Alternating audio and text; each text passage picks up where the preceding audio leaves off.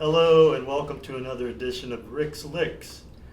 My name is Rick Sebastian and I've been recording quite a few of these and putting them up on my YouTube channel, and it's growing very quickly to my great pleasure. The exercises are out of my book Independence on the Drum Set, which is available on the web from Hal Leonard Publishing Company if you're interested in getting a copy. When I originally wrote this book, it was intended for intermediate to very advanced students.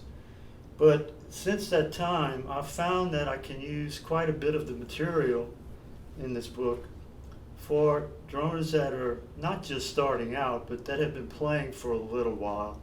So today, what I want to do for you guys out there that love playing drums but just haven't been playing very long,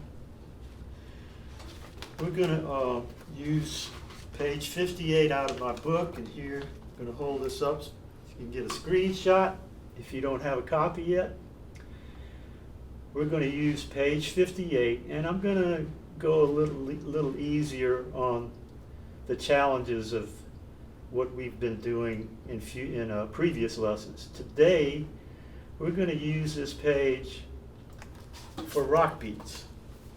Now, I explained what an ostinato is already, but for those of you that haven't seen one of those lessons, an ostinato is a pattern, melodic or rhythmic pattern that repeats over and over again and never changes. So the ostinato for the rock beat is going to simply be eighth notes on your hi-hat, and you're going to play 2 and 4 on your snare drum. 1 and 2 and 3 and 4 and 1 and 2 and 3 and 4. And you're going to play the patterns on the page on the bass drum. Play pattern 1 4 times without stopping. Go to pattern 2 4 times. Then without stopping, go to 3, play that 4 times until you've gotten to the bottom of the page. Now, I consider this more of an elementary type lesson, and due to time constraints, I'm going to play this kind of quick, kind of a quick tempo. Okay, here we go. 1, 2, 1, 2, 3, 4.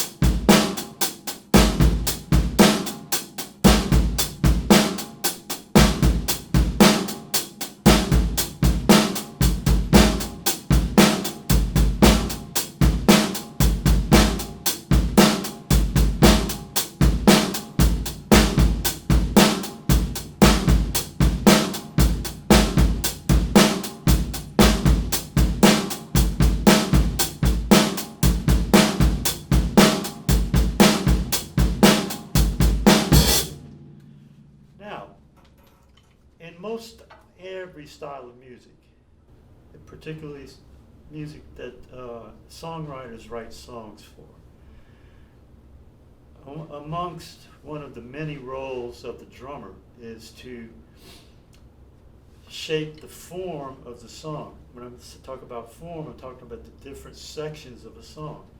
You may have a song that has a verse where the artist is singing, and that may repeat, and that happens a couple of times. And then oftentimes they'll go to a brand new section of the song, and that has been called the bridge, or, so I've heard some other terms, but mainly the bridge. So you want to, of course, you always want to keep great time, have a great feel, but you also want to change the sounds that you use to give these different sections of the song some kind of uniqueness, change the colors. And one way of doing that in rock and funk is to go from the hi-hat to the ride cymbal. So I'm going to play the same page down, but my eighth notes now will be on the ride cymbal, snare on 2 and 4, but now I'm going to add my hi-hat with my foot. It's going to be playing 2 and 4 with the snare drum. So this will be your ostinato for this practice. 1, 2, 3, 4.